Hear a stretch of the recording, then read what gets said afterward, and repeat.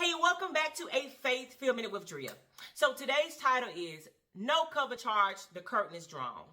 No cover charge, the curtain is drawn. And our scripture reference is Mark 15:37-38.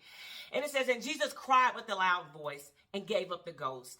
And the veil was rent in two, or in twain, from top to bottom. And so I started doing some research on this veil, and I researched it, and I'm sure it goes back further than that, but I researched it back to Moses on Mount Sinai after he had been instructed to write the 10 Commandments.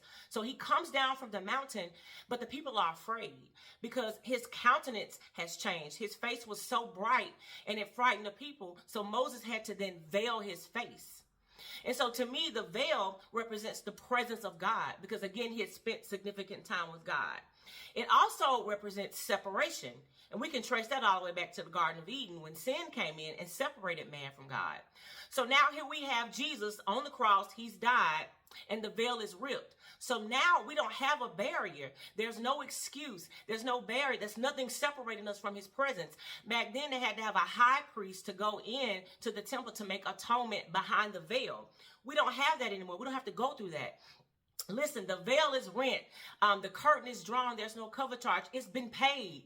Jesus was our ultimate ransom. It's been paid. We have nothing that separates us from his presence. So bring your depression, bring your ugliness, bring your sadness, bring whatever you need to bring into his presence. He just wants you. He says, behold, I stand at the door and knock.